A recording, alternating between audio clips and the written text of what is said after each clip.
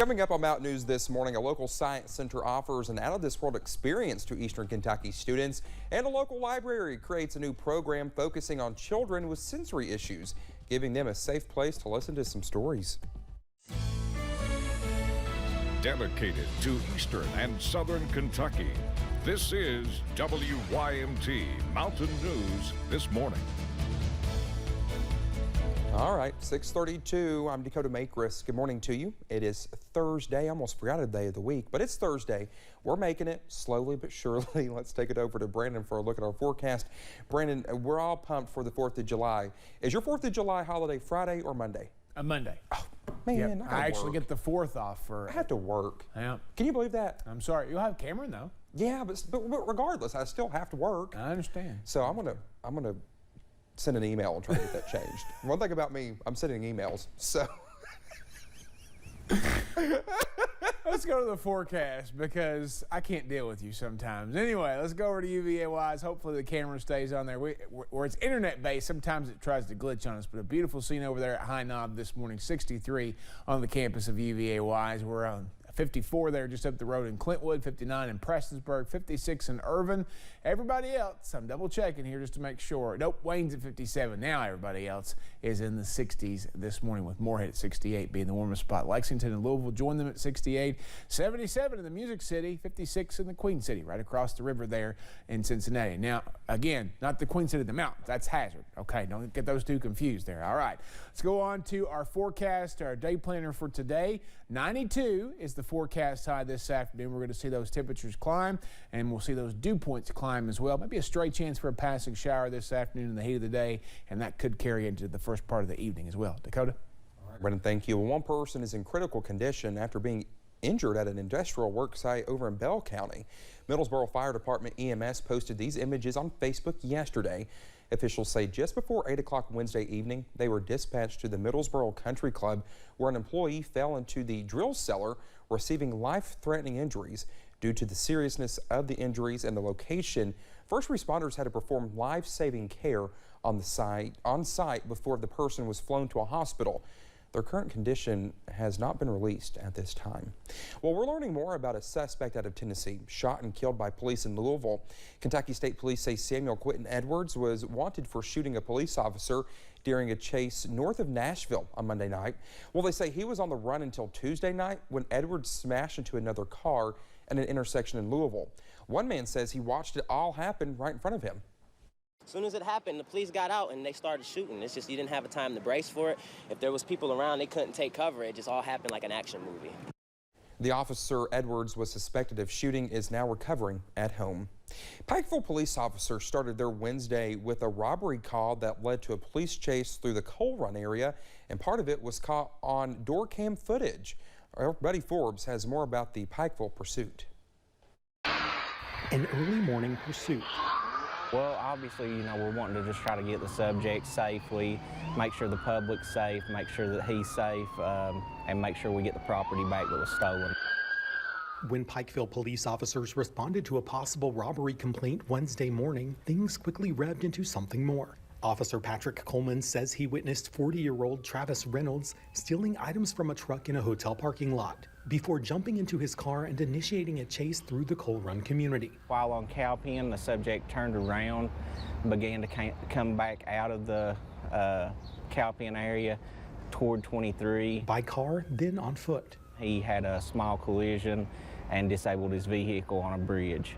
The subject then jumped out and ran into a wooded area where he just bedded down and was hiding from officers. Just a short while later, officers found Reynolds and placed him under arrest. The subject just gave up, and there was no further incident past that. Officer Tommy Fouts says the incident caused a lot of potential danger for the community and serves as a warning to exercise caution. If you see officers pursuing someone, try to lay over and get out of the way.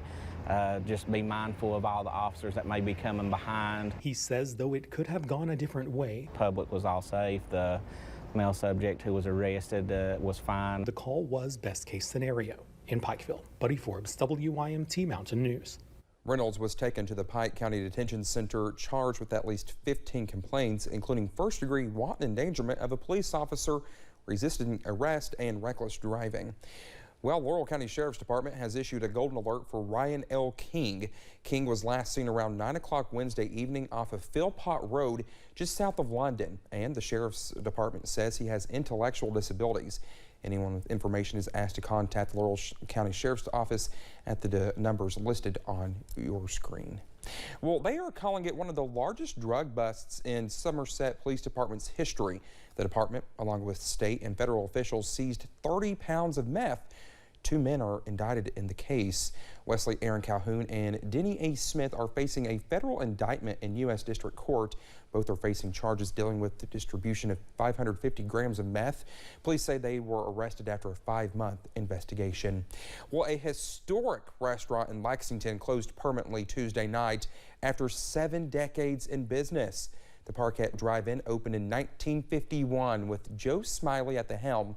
People doubted Parquet's future, but opening night was a hit. The burgers and fried chicken brought in customers for 7 decades. Smiley's family still owns the place, but the Kaplan family has been managing it since 2008. Brian Timpton, Smiley's son-in-law, says business had declined through the years. The low revenue is prompting the Smiley family to shut the place down. We feel that it's not going to work. It's like I said, its time has passed.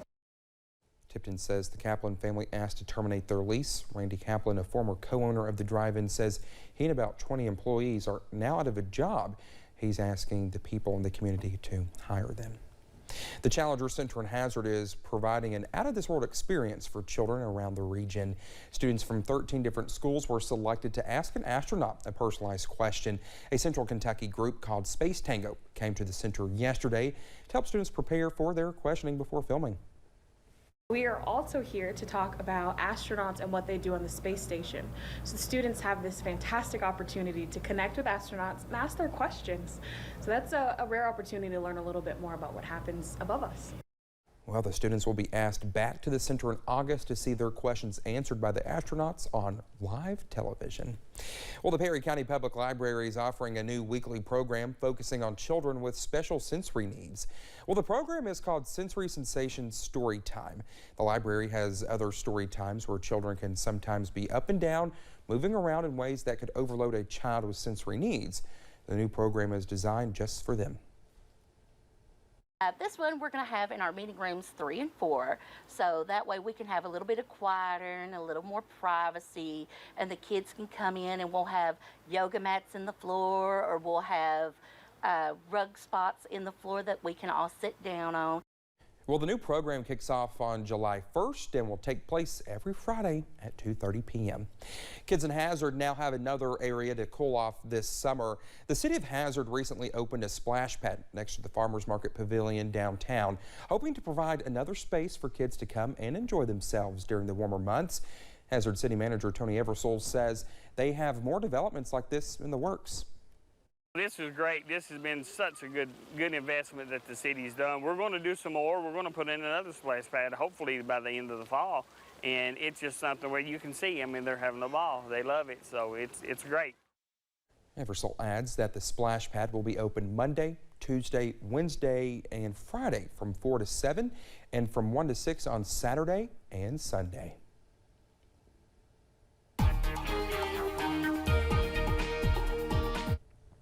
Well, it is 6:40, almost 6:41 actually this morning. We're going to continue to see a little bit of a sunshine. I-75 there at London. Some folks traveling through there this morning, not too bad. Heading out the door, temperatures in the 50s and 60s this morning. 55 Clintwood and to 68 in Moorhead. So kind of a range there. A lot of low to mid 60s, upper 50s out there this morning. So be aware of that. Your breakfast forecast, we're going to be seeing temperatures climb as we head through the morning. Sunshine first, a few clouds a little bit later on, and then I do think we see some stray chances for some rain a little bit later on this afternoon. The heat of the day, 92 your daytime high. Dew points going back up too, making it air you can wear. Dakota? All right, Brandon, when we come back here on Mountain News this morning, some studies show an ancient form of alternative medicine could help people with chronic headaches. That's just ahead this morning.